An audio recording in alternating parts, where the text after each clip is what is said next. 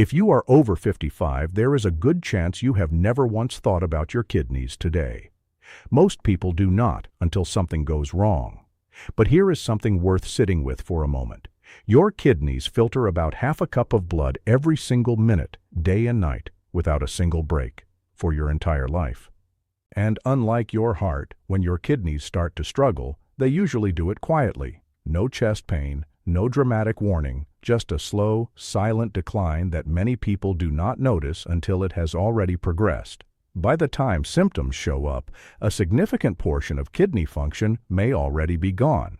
That is the part that surprises most people when they first learn it.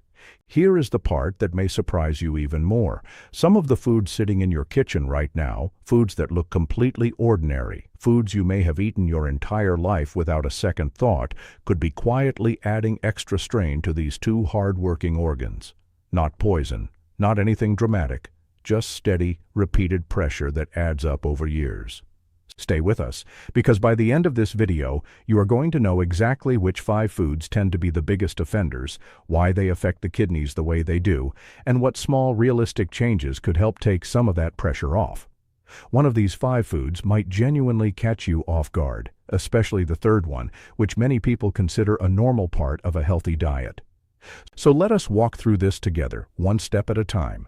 Before we get into the list, it helps to understand a little bit about what your kidneys actually do, because it makes everything else in this video make a lot more sense. Think of your kidneys as 2 incredibly dedicated water treatment plants working around the clock inside your body. Their job is to filter waste products out of your blood, balance the minerals and fluids in your body, help control blood pressure, and quietly send toxins out through your urine. When you eat and drink, almost everything you consume eventually passes through your kidneys in some form. Sodium, sugar, protein byproducts, additives, medications, all of it gets processed by these 2 fist-sized organs. For most of your life, this system works beautifully without you ever having to think about it. But as we get older, the kidneys naturally lose some of their filtering capacity, even in people who are otherwise healthy. This is a normal part of aging, similar to how eyesight or hearing can gradually change over time. The concern is not that aging kidneys are doomed to fail. The concern is that when aging kidneys are combined with years of extra dietary strain, the natural decline can speed up faster than it needs to. And that is exactly why the next few minutes matter so much, especially if you are in your 50s, 60s, 70s, or beyond. One quick and important note before we continue. This video is meant to give you helpful general health education, not personal medical advice. Kidney health can look very different from person to person, especially if you already have a diagnosed condition like chronic kidney disease, diabetes, or high blood pressure.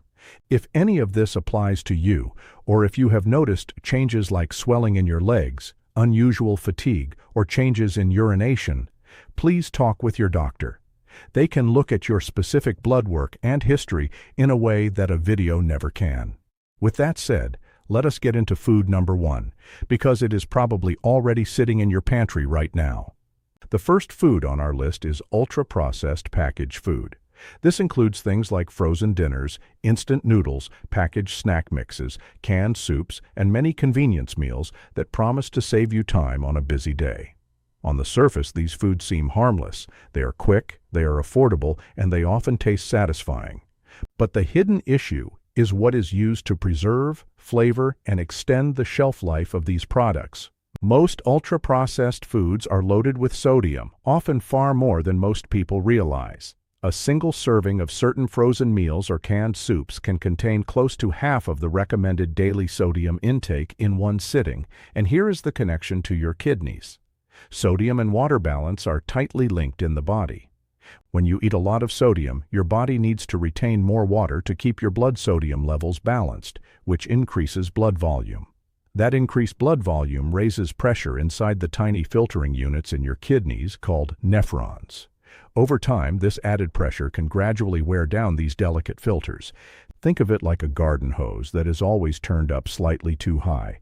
For one day, no real damage happens. But leave that hose running at high pressure for years, and eventually the wear starts to show. That is similar to what chronic high sodium intake can do to kidney filtering structures over time. There is also a second hidden ingredient in many processed foods that deserves attention, and that is phosphate additives. These are different from the natural phosphorus found in real food, and they are often added to processed products to improve texture, extend shelf life, or enhance flavor. The tricky part is that these additive forms of phosphorus are absorbed by the body far more efficiently than natural phosphorus, which means they can build up more easily, placing extra demand on the kidneys to filter and balance mineral levels. Now here is a curiosity loop worth mentioning before we move forward. Many people assume that as long as they are avoiding the salt shaker at the table, they are keeping their sodium under control. But that assumption misses where most sodium actually comes from in a modern diet.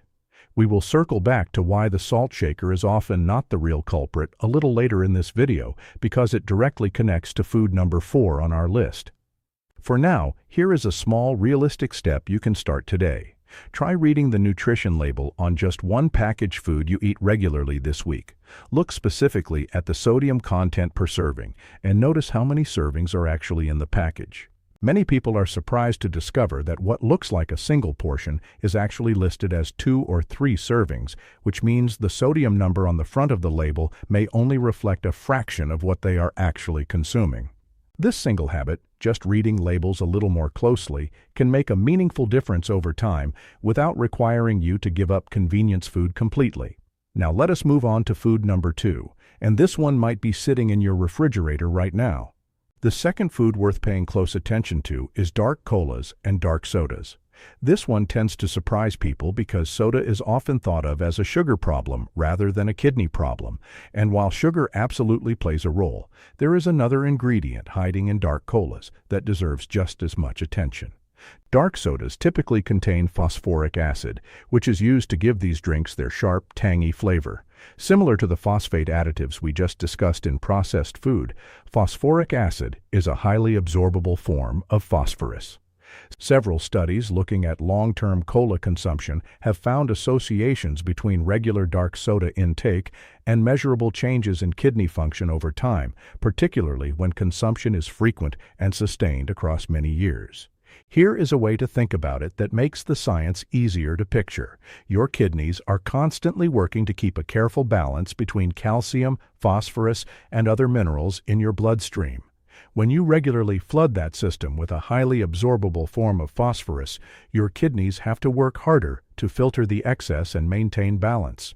It is a bit like asking a librarian to reshelve a steady stream of returned books all day, every day, without ever getting a break to organize the rest of the library.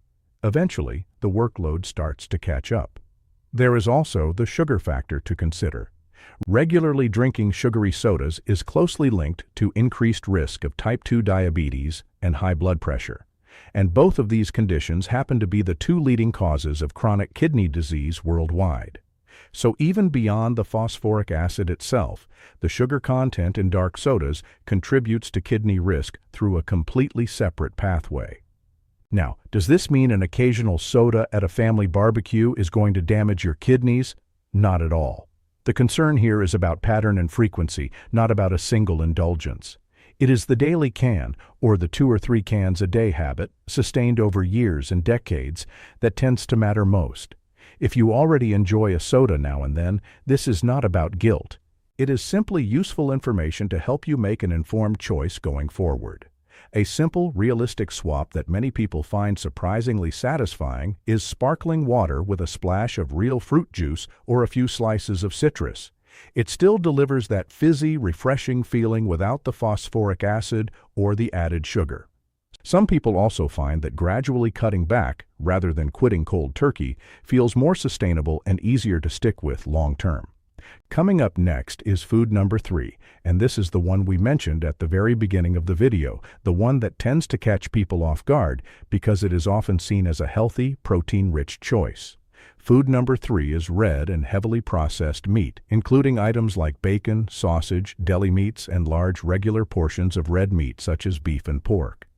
This might feel confusing at first because protein is genuinely important, especially as we get older, since it helps maintain muscle mass and strength. So why would meat, a source of protein, end up on a list of foods that could stress the kidneys? The answer lies in how the body processes protein and what that process demands of the kidneys. When you eat protein, your body breaks it down and produces waste byproducts, including one called urea, which your kidneys must filter out of the blood. In someone with healthy, fully functioning kidneys, this is generally not a major concern when protein intake is reasonable. But research has consistently shown that very high protein intake, particularly from red and processed meat, places measurably more filtering demand on the kidneys compared to protein from plant sources or lean sources like fish and poultry. There is also a second layer to this issue that is specific to processed meats like bacon, sausage, and deli meats. These products are typically very high in sodium, which brings us right back to the same blood pressure and fluid retention concerns we discussed with packaged food. Processed meats also often contain nitrates and nitrites, preservatives that have been linked in research to increased oxidative stress in the body, which is essentially cellular wear and tear that can affect multiple organs, including the kidneys, over time. Here is where this becomes particularly important for kidney health specifically. If someone already has reduced kidney function, even if it has not yet been formally diagnosed, a high-protein diet built heavily around red and processed meat can accelerate the workload placed on kidneys that are already operating at a lower capacity. This is precisely why doctors so often recommend moderating red meat intake for patients who are already managing early-stage kidney concerns. To be clear, this is not an argument for cutting out protein or becoming a strict vegetarian. Protein remains essential, especially for older adults working to maintain strength, balance, and independence. The key idea here is about balance and portion size, alongside choosing a wider variety of protein sources rather than relying heavily on red and processed meat as the primary source, day after day. A practical approach that many nutrition professionals recommend is thinking of red meat as an occasional guest at the dinner table rather than the default main course every single night. Rotating in fish, poultry, eggs, legumes, and plant-based proteins like beans and lentils a few times a week can meaningfully reduce the cumulative filtering burden on your kidneys while still giving your body the protein it genuinely needs. Now remember that curiosity loop from earlier about the salt shaker. This connects directly to what is coming next, food number 4, because it turns out the salt shaker was never really the main problem in the first place. Food number 4 is high-sodium condiments, sauces, and restaurant meals, particularly soy sauce, teriyaki sauce, salad dressings, and the meals we order when eating out or picking up takeout. Here is the key fact that surprises most people. Roughly 70% of the sodium in a typical modern diet does not come from the salt shaker at the table. It comes from foods that are already prepared, seasoned, and salted before they ever reach your plate. Restaurant and takeout meals are frequently among the highest sodium offenders of all, often containing well over half of an entire day's recommended sodium in a single dish. Sauces play an enormous role in this. A couple of tablespoons of soy sauce can contain close to a full day's worth of sodium on their own. Bottled salad dressings, marinades, and gravies often follow a similar pattern, quietly contributing far more sodium than most people would ever guess just by looking at them or tasting them, since heavily salted food does not always taste overwhelmingly salty once it is blended with other flavors. The kidney connection here works exactly the way we described earlier with processed food, through fluid retention and increased pressure inside the kidney's delicate filtering units. But there is an added layer worth understanding, which is how easy it is to lose track of sodium intake when eating out regularly, simply because you did not personally add any salt to the dish yourself. This creates a bit of a blind spot. Someone might feel confident they are eating a low-sodium diet because they never reach for the salt shaker, while unknowingly consuming several times the recommended daily amount through restaurant meals, sauces, and condiments. This does not mean you need to give up eating out or enjoying meals prepared by others. It simply means becoming a little more aware of where sodium tends to hide. Asking for sauces and dressings on the side so you can control the amount yourself is one small but genuinely effective habit. Choosing grilled or baked options over items described as marinated, glazed, or smothered can also make a real difference, since these preparation styles are often where a large amount of hidden sodium gets added during cooking. If you enjoy cooking at home, this is also a great opportunity to experiment with herbs, garlic, ginger, citrus, and vinegar-based flavor boosters instead of relying heavily on salt or soy sauce for taste. Many people find that after a few weeks of gradually reducing sodium, their taste buds actually adjust, and previously normal levels of salt in restaurant food start to taste noticeably stronger than before. Now for the fifth and final food on our list, and this one tends to surprise people the most because it often gets marketed directly as something good for your health.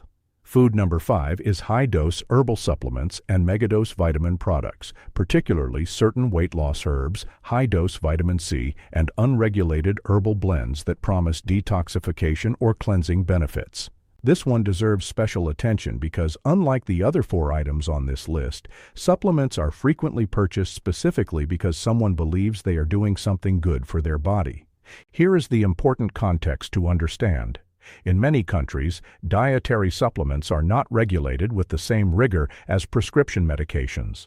This means that the actual ingredient content, purity, and dosage accuracy of a supplement bottle is not always guaranteed to match exactly what is printed on the label. Some herbal supplements have been found in documented medical case reports to contain compounds that are directly toxic to kidney tissue when taken in high doses or over extended periods. One well-documented example involves certain weight loss herbs containing aristolactic acid, a compound that has been directly linked in medical literature to kidney damage and, in more severe documented cases, kidney failure.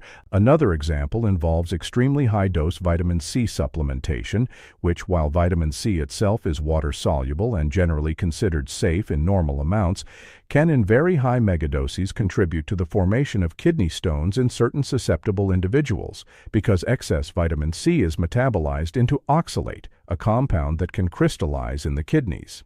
The broader lesson here is not that all supplements are dangerous, because that would be an unfair and inaccurate generalization.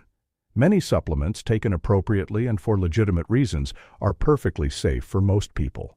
The real issue is the combination of high doses, unregulated products, and a lack of medical guidance, particularly among older adults who may already be managing reduced kidney function as a normal part of aging, sometimes without even realizing it yet. This is exactly why doctors so consistently recommend discussing any new supplement with a healthcare provider before starting it, especially for adults over 55. Your doctor can check whether a particular supplement might interact with medications you are already taking, or whether your current kidney function makes a particular product riskier for you specifically than it might be for someone else. So there you have it, the 5 foods that tend to place the most avoidable strain on kidney health over time. Let us bring it all together with a quick recap, because repetition really does help information stick. Ultra-processed packaged foods bring hidden sodium and absorbable phosphate additives that increase pressure on the kidney's filtering units. Dark colas and sodas introduce phosphoric acid and added sugar, both of which are linked to long-term kidney strain and to conditions like diabetes and high blood pressure that are themselves leading causes of kidney disease. Red and processed meats increase the kidney's protein filtering workload while often carrying high sodium and preservative content as well. High sodium condiments, sauces, and restaurant meals quietly deliver the majority of a person's daily sodium intake, often without ever touching a salt shaker. And high-dose herbal supplements or megadose vitamins, while often purchased with good intentions, can in some documented cases introduce compounds that are directly harmful to kidney tissue. None of this means you need to overhaul your entire diet overnight, and please do not feel like you need to eliminate every one of these foods completely starting tomorrow. Small, sustainable changes, made consistently over months and years, tend to matter far more for long-term kidney health than short bursts of extreme restriction that are difficult to maintain. Reading a few more nutrition labels, choosing grilled over glazed a bit more often, rotating your protein sources throughout the week, and having an honest conversation with your doctor before starting any new supplement.